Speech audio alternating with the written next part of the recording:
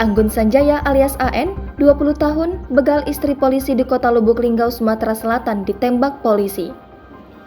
Warga desa Tanjung Senai 2, Kecamatan Padang Ulang Tanding, Kabupaten Rejang Lebong, Provinsi Bengkulu ini ditembak karena mencoba kabur saat ditangkap di rumah temannya.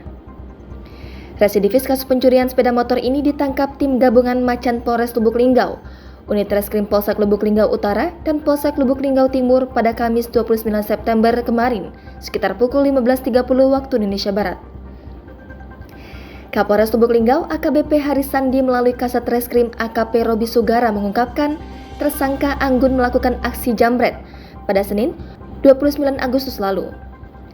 Kasat menjelaskan kejadian bermula saat korban Reni Diana Sari Bayangkari Polres Lubuk Linggau mengendarai motor Honda Beat di Jalan Fatmawati hendak ke Puskesmas Swasti Sabah tempatnya bekerja. Tiba-tiba datang dari arah belakang sepeda motor Suzuki Satria FU yang dikendarai dua orang laki-laki tak dikenal langsung memepetnya. Namun, keduanya tidak berhasil merampas tas milik korban. Kedua pelaku pun kembali memepet korban dan mereka menarik handphone dari kantong celana korban secara paksa. Setelah berhasil, kedua pelaku langsung kabur.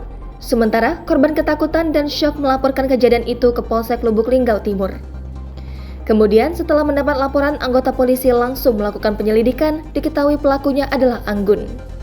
Selanjutnya, tim gabungan dipimpin Kasat Reskrim AKP Robi Sugara dan Kanipidum Ibda Jemi Amin Gumayal menangkap tersangka di rumah temannya.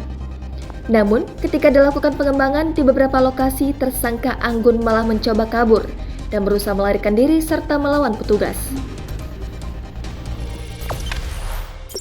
Jangan lupa subscribe, share, komen, dan like ya!